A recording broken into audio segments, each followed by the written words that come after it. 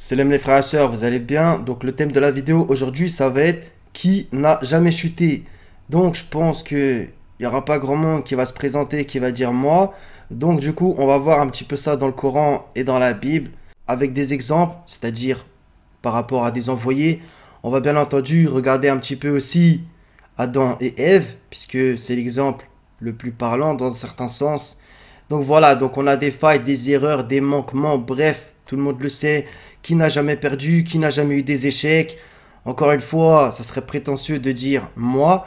Voilà, donc les frères et sœurs, c'est aussi un peu pour tous ceux qui souffrent de tout ça, qui ont tendance un petit peu à se blâmer, à se dire ouais nanana, ouais je suis nul, etc. etc. Allah, il nous a assurément créé faibles et c'est lui le fort, donc dans un certain sens, voilà, ça nous ramène aussi à une certaine humilité. Le Seigneur, il aime les humbles, afin qu'on se purifie, qu'on s'améliore, qu'on donne, Inch'Allah, la meilleure version de nous-mêmes, progresser. Comme le Seigneur l'a dit, par l'âme et celui qui l'a harmonieusement façonné et lui a alors inspiré son immoralité, de même que sa piété. Voilà, donc on peut pencher par ici ou par là. C'est à nous aussi de faire les choses. On a notre libre arbitre, à nous de faire les choses, de se bouger. Et au final, des fois, la vie, pour prendre une petite image, c'est un peu comme quand tu étais petit, avec le vélo à 3 roues. Bah voilà, des fois c'est facile, ça avance pépère. Des fois, il y a une roue qui est enlevée, tu n'as plus que 2 roues. Des fois, tu n'en as plus qu'une. Donc, bah ouais, tu vas tomber peut-être, c'est comme ça. Et encore une fois, on juge un homme à sa façon de se relever et non pas au nombre de ses chutes, même si, bien entendu, c'est mieux de les éviter au mieux. On va maintenant, après tout ce blabla que je vous ai sorti, commencer dans l'écriture. On commence sourate 7, versets 22 à 24, donc l'histoire de Adam et Ève et le diable qui les fait tomber. Donc au verset 22, le petit segment, alors il, donc le diable, les fit tomber par tromperie, donc Adam et Ève. Donc au verset 23, je vous invite bien entendu à tout relire, hein. Tous deux dirent, donc Adam et Ève, ô notre Seigneur, nous avons fait du tort à nous-mêmes, et si tu ne nous pardonnes pas et ne nous fais pas miséricorde, nous serons très certainement du nombre des perdants. Le passage d'en dessous aussi est important, où voilà la chute sur terre. Donc, sourate 2, verset 37, on voit aussi cette phrase. Puis Adam reçut de son Seigneur des paroles et Allah agréa son repentir, car c'est lui certes le repentant, le miséricordieux. Donc, à partir du verset 30, c'est des passages parallèles à relier avec les autres versets de la sourate 7. On va voir d'autres exemples d'envoyés, etc. Maintenant, on va voir un verset, on va dire, base. Donc, Allah, c'est lui qui vous a créé faible, puis après la faiblesse, il vous donne la force. Puis après la force, il vous réduit à la faiblesse et à la vieillesse. Il crée ce qu'il veut et c'est lui l'omniscient, l'omnipotent. Donc, encore une fois, cette histoire de faiblesse, la force et la faiblesse, qui revient donc comme un espèce de pic. Maintenant, d'une manière générale, on est faible. Voilà. On peut être tenté, etc., etc. Et que le Seigneur vous facilite et nous facilite tous. Donc, on revient dans la sourate 7 avec Moïse qui dit quelque chose. Donc, avec l'histoire du veau, des tables, etc. Il dit, ô mon Seigneur, pardonne à moi et à mon frère et fais-nous entrer en ta miséricorde, car tu es le plus miséricordieux des miséricordieux. On va voir que les envoyés dans le Coran, etc., ils ont toujours des paroles très, très humbles envers le Seigneur. Pardonne-moi et à mon frère et fais-nous entrer en ta miséricorde. On l'a vu avec Adam et Ève aussi des choses. Là, ça va être Noé, sourate 11, verset 47, une partie de son invocation. Et si tu ne me pardonnes pas et ne me fais pas miséricorde, je serai au nombre des perdants. Encore une fois. À propos de David, dans la sourate 38, au verset 24, je vous invite à relire au-dessus et en dessous. David pensa alors que nous l'avions mis à l'épreuve et il demanda donc pardon à son Seigneur et tomba prosterné et se repentit. Et c'est à maintes et maintes reprises dans le Coran qu'ils avaient cette façon de faire, les envoyer. Donc, sourate 47, verset 19, sache donc qu'en vérité il n'y a point de divinité à part Allah et implore le pardon pour ton péché, ainsi que pour les croyants et les croyantes. Allah connaît vos activités et votre lieu de repos. Implore le pardon pour ton péché ainsi que pour les croyants et les croyantes. Donc voilà, donc toute cette histoire de chute, d'erreur, de péché, de manquement, de faille. Bref, c'est un petit peu dans le même tiroir. Donc, et Jonas, quand il partit irrité, il pensa que nous n'allions pas l'éprouver. Puis il fit dans les ténèbres l'appel que voici. pas de divinité à part toi, pureté à toi. J'ai été vraiment du nombre des injustes. Il faut dans un certain sens avoir le courage de reconnaître ça. Vous voyez? Donc quand on fait une faute, une erreur, etc. Un petit peu comme pardonne-nous nos offenses, comme nous pardonnons-nous aussi à ceux qui nous ont offensés. Vous voyez, il faut avoir un courage.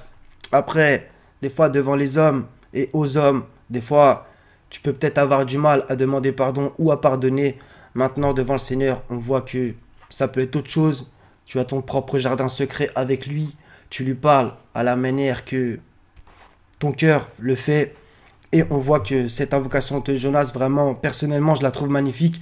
Donc j'invite tout le monde à relire le livre de Jonas, 4 chapitres. Et surtout le chapitre 2 avec son invocation dans le ventre du poisson. Extraordinaire. Dans ma détresse, l'Éternel m'a exaucé. Nous l'exaucâmes et le sauvâmes de son angoisse, et c'est ainsi que nous sauvons les croyants. Donc je vais aussi parler d'un petit peu tout ça. Donc là on voit les chutes, les demandes de pardon, les erreurs, etc. Bref, les fautes, bref. Et après on va voir des choses pour nous rassurer, bien entendu.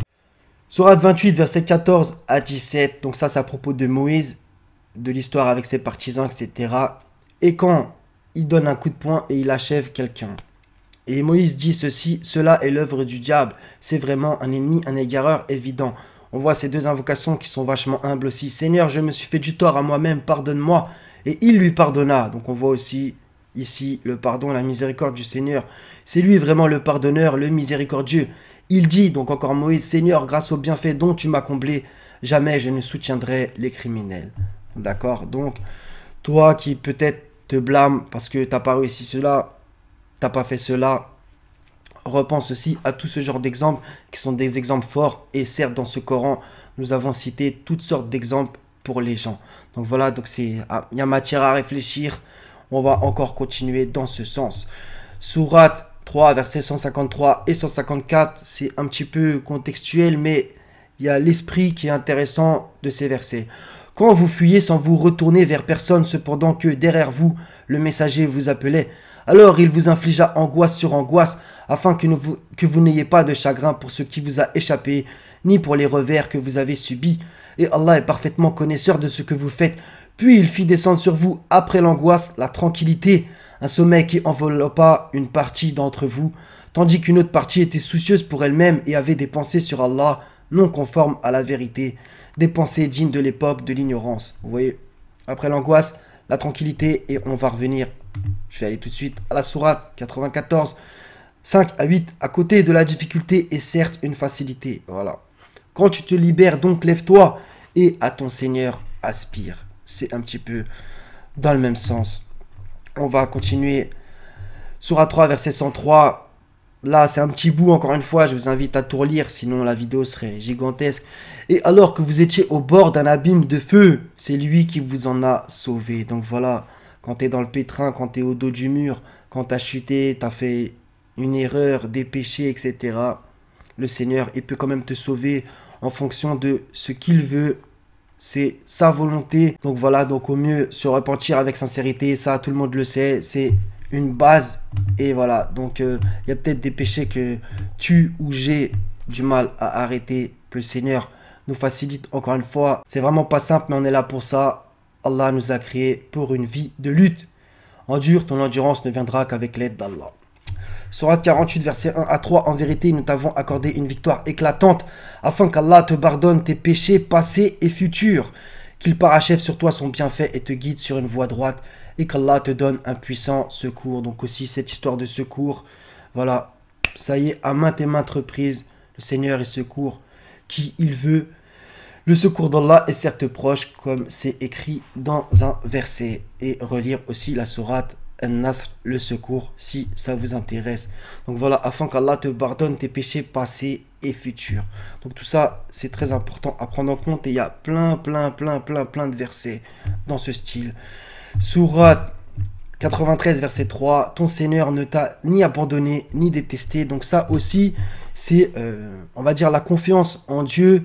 Et le fait que tu as toujours l'espoir, donc comme justement dit Abraham, et qui désespère de la miséricorde d'Allah si ce n'est les gens mécréants. Donc avoir l'espoir que le Seigneur va te pardonner, va te faire miséricorde, même si c'est pas pour autant qu'il faut dire oui, Dieu, il va tout pardonner, il va me faire miséricorde sur tout et toute chose, et donc du coup, limite, s'ouvrir la porte au péché.